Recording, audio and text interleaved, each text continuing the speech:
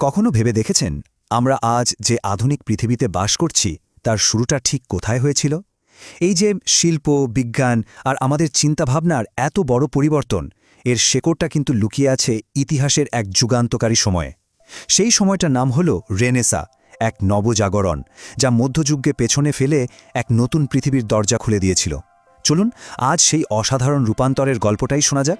Renaissance শব্দটার মধ্যেই কিন্তু লুকিয়ে আছে পুরো ব্যাপারটা। এর মানে হলো পুনর্জন্ম বা নবজাগরণ। এটা শুধু একটা সময়কাল ছিল না, বুঝলেন?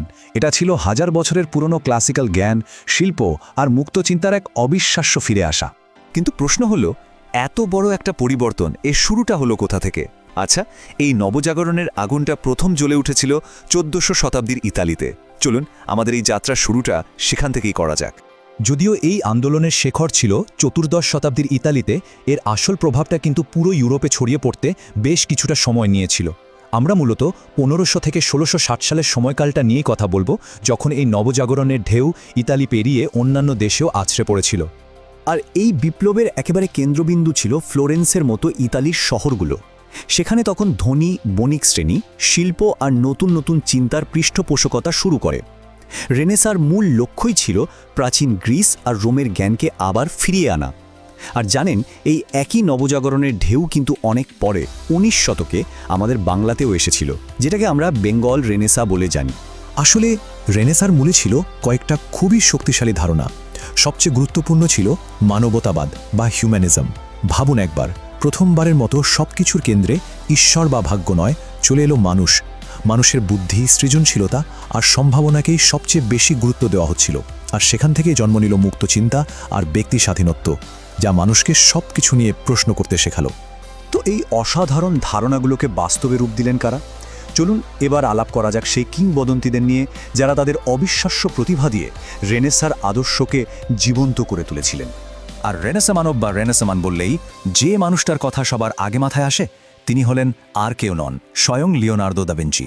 তিনি শুধু একজন শিল্পীই ছিলেন না, একাধারে ছিলেন বিজ্ঞানী, উদ্ভাবক, প্রকৌশলী, মানে যাকে বলে এক কথায় জিনিয়াস। তার প্রতিভার ব্যাপ্তিটা দেখলে অবাক হতে হয়। একদিকে তিনি আঁকছেন মোনালিসার মতো একটা রহস্যময় শিল্পকর্ম, আবার অন্যদিকে বসে বসে হেলিকপ্টারের ডিজাইন করছেন। ভাবা যায় তার সময়ের থেকে কত শত বছর এগিয়েছিলেন তিনি। শিল্প আর বিজ্ঞানের এই মেলবন্ধনটাই ছিল রেনেসার আসল জাদু। তার দ্য লাস্ট সাপার বলুন কি ভিট্রুভিয়ান ম্যান, প্রত্যেকটা কাজই যেন এক একটা মাইলস্টোন, যা শিল্প জগতে তাকে অমর করে রেখেছে। এবার আসা যাক আরেক মহিরোহের কথায়, মাইকেল অ্যাঞ্জেলো। তিনি ছিলেন একজন ভাস্কর, চিত্রশিল্পী এবং স্থপতি, যার কাজ আজও মানুষকে বাকরুদ্ধ করে দেয়। তার হাতেই তৈরি হয়েছে ডেভিড বা পিয়েতার মতো অবিশ্বাস্য সব ভাস্কর্য। আর সিস্টিন চ্যাপেলের ছাদে আঁকা দ্য ক্রিয়েশন অফ অ্যাডামের কথা তো সবাই জানে। তার প্রত্যেকটা কাজ যেন পাথরের ভেতর থেকে আবেগ বের করে আনে। ইতালিতে যে আগুনটা জ্বলেছিল সেটা কিন্তু সেখানেই থেমে থাকেনি।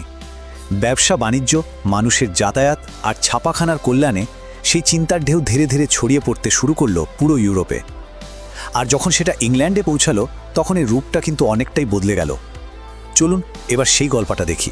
ইংল্যান্ডের রেনেসা টিকেছিল প্রায় 160 বছর। আর এই লম্বা সময়টাকে আমরা মূলত 4টা ভাগে ভাগ করতে পারি। এর মধ্যে সবচেয়ে বিখ্যাত হলো এলিজাবেথিয়ান যুগ। এটা ছিল উইলিয়াম শেক্সপিয়ারের সময়। ভাবুন কি অসাধারণ সব নাটক লেখা হয়েছে তখন। এরপর জ্যাকোবিয়ান, ক্যারোলিন থেকে শুরু করে কমনওয়েলথ পিরিয়ড পর্যন্ত প্রত্যেকটা পর্বই ইংল্যান্ডের সংস্কৃতিতে নিজের ছাপ রেখে গেছে। তো রেনেসার গুরুত্বটা কি শুধুই শিল্প সাহিত্যে সীমাবদ্ধ ছিল? একদমই না। এর প্রভাব ছিল আরও অনেক গভীর, যা আমাদের আজকের দুনিয়ার ভিত তৈরি করে দিয়েছে। এক কথায় বলতে গেলে রেনেসা ছিল একটা সেতু, যে সেতুটা মধ্যযুগের বিশ্বাস নির্ভর বিশ্বকে আমাদের আধুনিক যুক্তিবাদী পৃথিবীর সাথে জুড়ে দিয়েছে। আমাদের আজকের পৃথিবীর জন্মই হয়েছে বলা যায় রেনেসার হাত ধরে।